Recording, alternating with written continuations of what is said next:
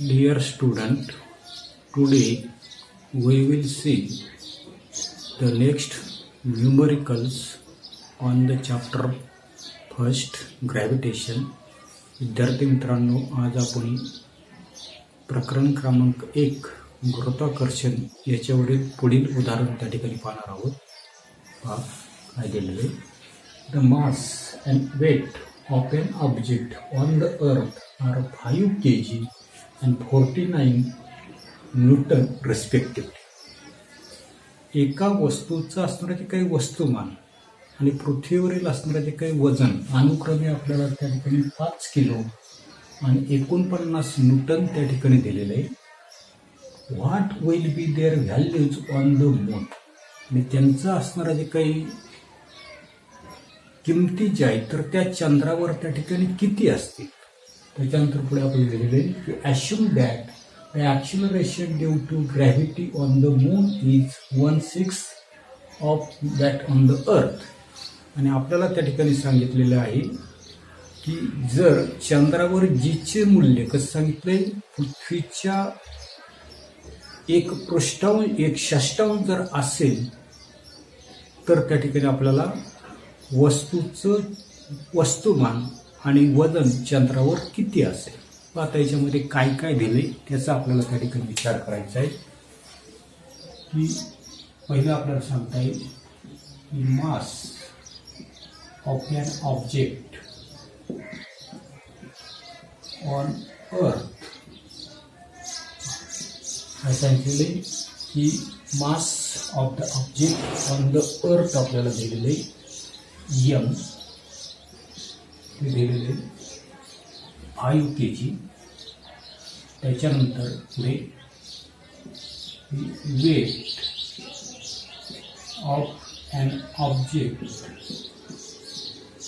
On earth म्हणजे W तो दिलेला आपल्याला 49 EL त्या ठिकाणी.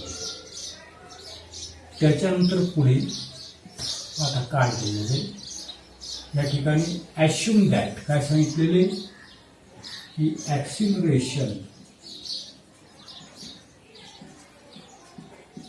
Due to gravity on the moon कसं सांगितले is 1/6 of that on earth. म्हणजे सर्वसाधारणपणे या ठिकाणी काय दिलेलं आहे आपल्याला की ग्रॅव्हिटेशन ऑन द मून कसं सांगितलंय 1/6 ग्रॅव्हिटेशन ऑन अर्थ. अशा पद्धतीचं आपल्याला त्या ठिकाणी ती दिलेलं आहे. बरोबर. त्याच्यानंतर काय सांगितलं पुढे what will be their values on the moon. आता काय काय काढायचे. यम कुठलं काढायचे ऑन अर्थ. ही एक व्हॅल्यू आपल्याला त्या ठिकाणी फाइंड आउट करायची. दुसरी व्हॅल्यू डब्ल्यू ऑन मून. ही एक व्हॅल्यू काय करायची आपल्याला त्या ठिकाणी फाइंड आउट करायची. बरोबर. मग आता पहा की सर्वसाधारणपणे आपल्याला माहिती काय माहिती की the mass of the object on the moon. The mass of the object on moon is equal to कसं असणार आहे तर त्या ठिकाणी the mass of the object on earth. म्हणजे सर्वसाधारणपणे असणारे काही वस्तू जी आहे तर त्या वस्तूचं चंद्रावर असणारं वस्तुमान आणि पृथ्वीवर असणारं जे काही वस्तुमान हे दोन्ही कसं असणार आहे सारखंच त्या ठिकाणी असणार आहे. जिथे किती असणार आहे 5 kg त्या ठिकाणी असणार. हे आपल्याला त्या ठिकाणी मास काय सांगितलेले पहिलं आपल्याला कळायचं की मास ऑन द अर्थ ते आलं 5 kg. याच्यानंतर पुढे दुसऱ्या आकड्याचे उत्तर आपल्याला काढायचे. त्या ठिकाणी काय काय काढायला सांगितले तर ते आपल्याला त्या ठिकाणी लिहितो मी. दुसरं आपल्याला काय काढायचं का की वेट काढायला सांगितले, तर वेटचा फॉर्म्युला माहिती W=mg असा फॉर्म्युला आहे, बरोबर. म्हणजे सर्वसाधारणपणे वेट ऑन काय सांगता येईल आपल्याला, मून. वेट ऑन मून कसं काढता येईल, वेट ऑन मून mgm, बरोबर. दुसरं वेट ऑन अर्थ mge असं त्या ठिकाणी काढता येईल. याला इक्वेशन 1 म्हणतो, याला इक्वेशन मी 2 म्हणतो. पुढे डिव्हायडिंग इक्वेशन 1 बाय इक्वेशन 2, बरोबर. इक्वेशन 1 ला काय करायचं आपल्याला, इक्वेशन 2 ने त्या ठिकाणी डिव्हाइड करायचं. अशा पद्धतीने या ठिकाणी डिव्हाइड करतो.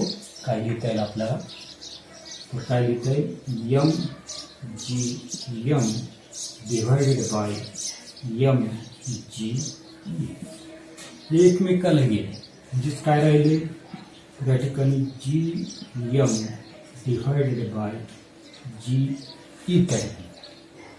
त्याच्यानंतर पुढे आता की आपल्याला काय करता येईल, या ठिकाणी पहा की gm याला मी इकडे ट्रान्सफर करतो, डिव्हायडेड बाय ge इज काय येते 1/6 त्या ठिकाणी. म्हणजे gm डिव्हायडेड बाय gm आलं 1/6.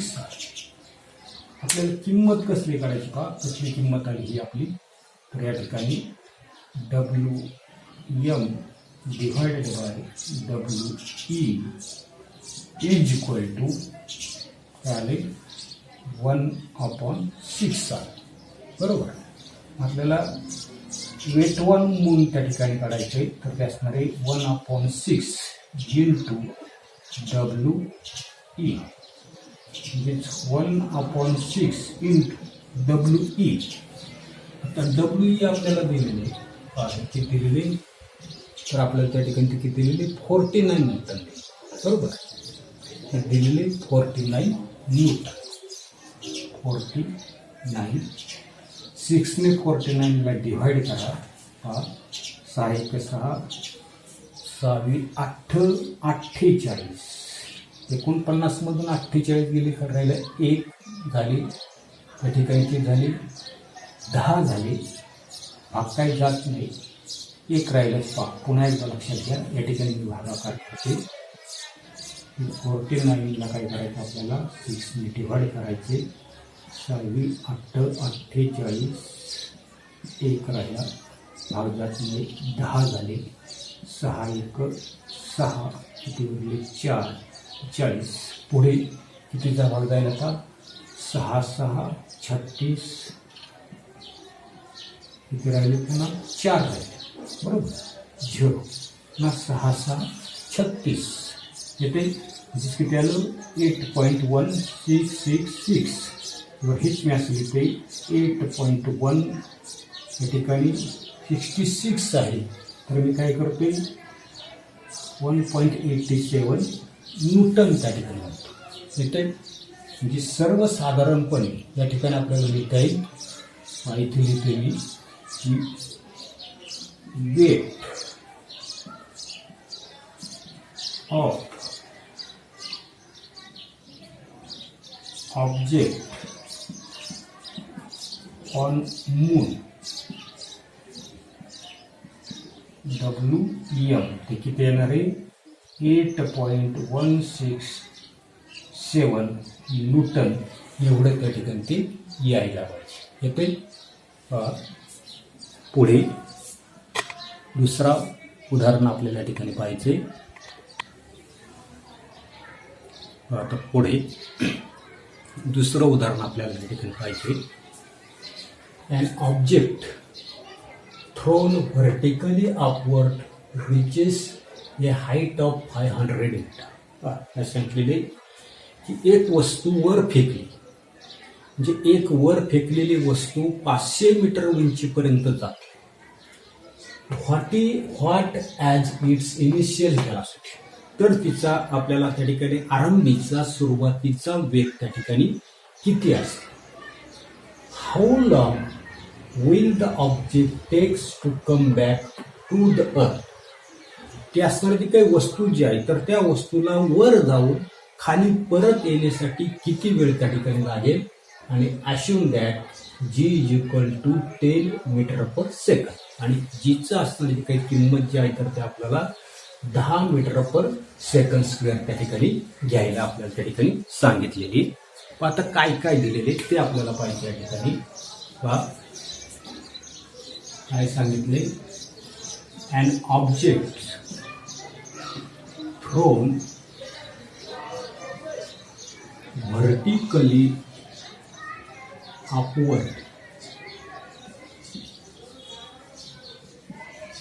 reaches a height, म्हणजे एच जी आहे तर ती एचची किंमत दिलेली आपल्याला किती दिलेली 500 मीटर त्या ठिकाणी, बरोबर. त्याच्यानंतर जीची किंमत किती सांगितली आपल्याला 10 मीटर पर सेकंड स्क्वेअर. अजून पहा पुढे काय दिलेलं आहे. या ठिकाणी आपल्याला काय काढायला सांगितलं त्याचा आपल्याला विचार करायचा. इनिशियल व्हेलॉसिटी, पहा ही सर्वसाधारणपणे what is it's initial velocity.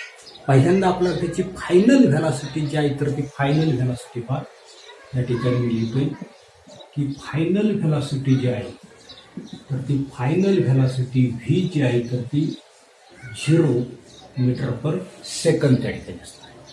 त्याच्यानंतर काढायला काय सांगितलं आपल्याला, what is it's initial velocity.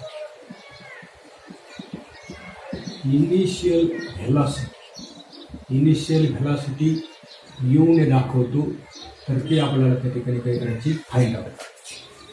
त्याच्यानंतर आपल्याला काय काढायला सांगितलंय तर पहा काय करायला सांगितलंय की हाऊ लॉंग, जसंच्या तसं लिहितो मी, how long will the object takes to come back, त्याला खाली येण्यासाठी किती वेळ लागेल हे आपल्याला त्या ठिकाणी काय करायला सांगितलंय, काढायला. म्हणजे ती वस्तू जी आहे तर त्या वस्तूला वर जाऊन खाली येण्यासाठी किती वेळ लागतो तर ते आपल्याला काढायचं. म्हणजे काय काढायचे तर या ठिकाणी टी. आता हा टी कोणता असेल, for the object going up. T for the object going up, वर जाण्यासाठी किती वेळ लागतो, प्लस याच्यामध्येच पुन्हा आपल्याला त्या ठिकाणी टी असणार आहे. आता हा टी कोणता असेल तर for the object coming down. कोणता, फॉर द ऑब्जेक्ट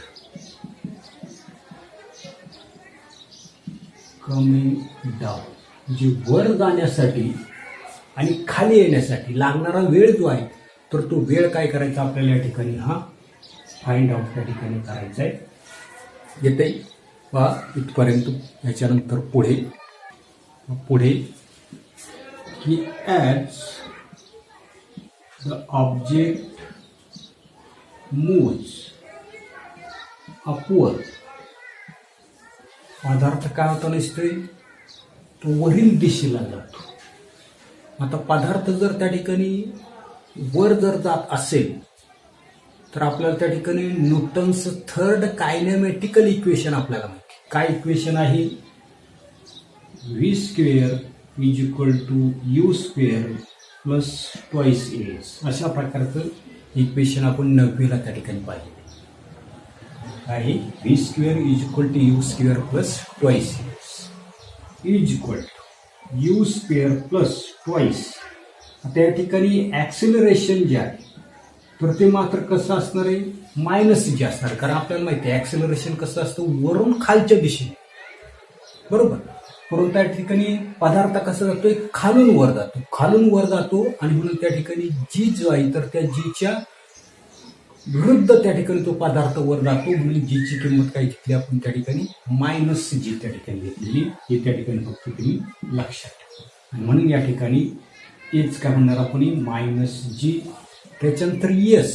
आता यस म्हणजेच काय असणार आहे, ते डिस्प्लेसमेंट किती असणार आहे, तर त्या ठिकाणी ते एच आपण म्हणणार.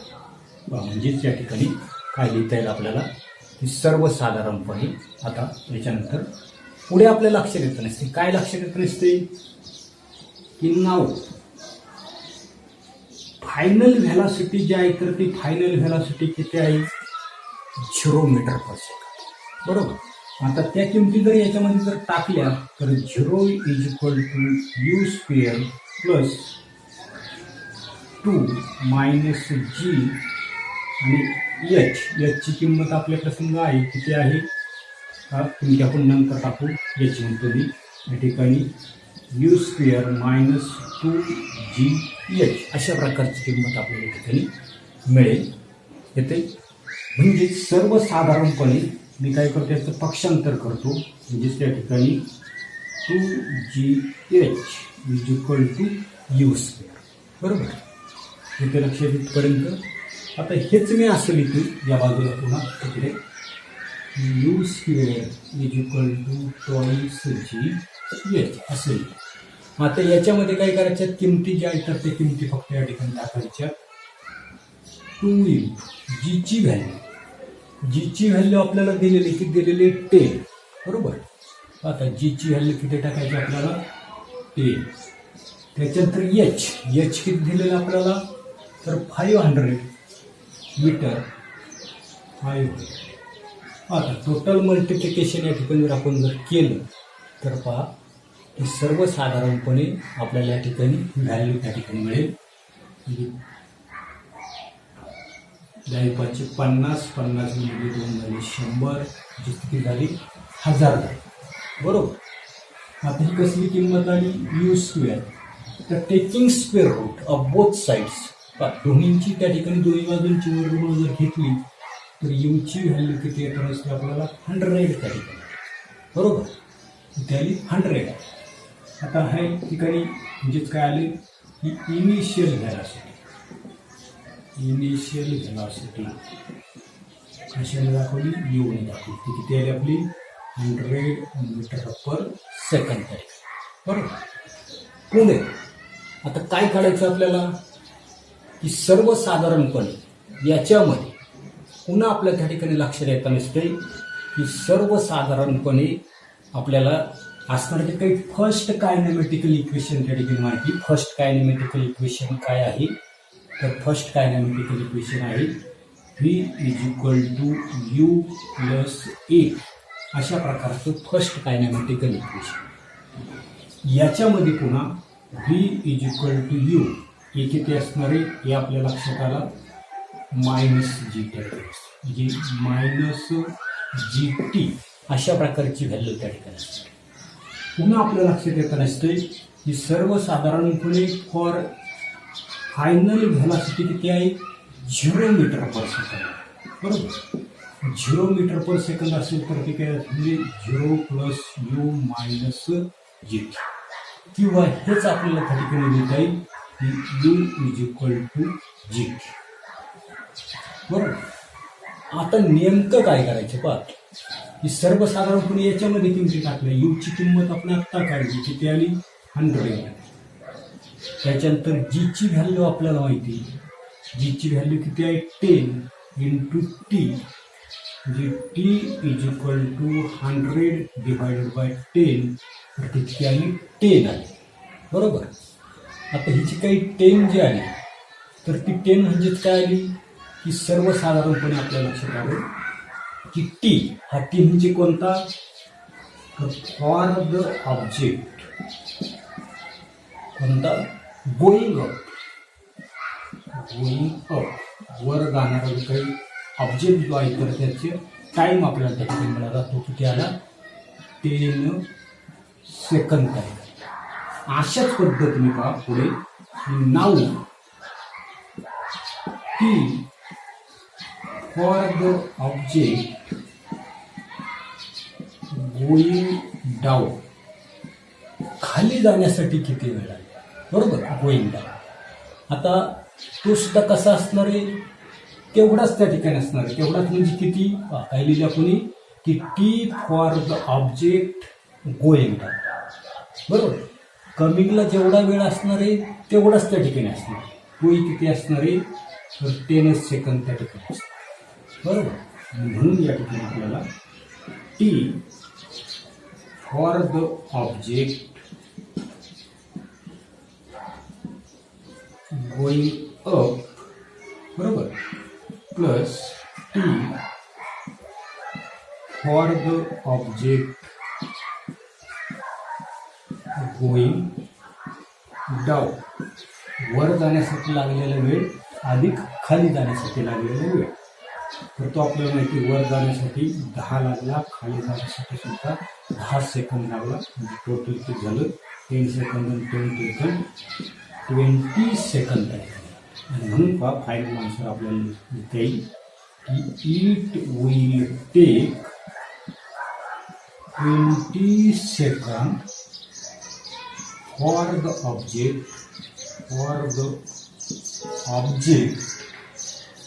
to come back to the earth. वर जाऊन पुन्हा पृथ्वीवर खाली येण्यासाठी त्याला किती वेळ लागेल? तर 20 सेकंद त्या ठिकाणी वेळ लागेल. एवढाच असणारा जो काही भाग जो आहे तर तो भाग आपण या तासाला पाहणार आहोत. पुढील भाग पुढील तासाला पाहू. धन्यवाद.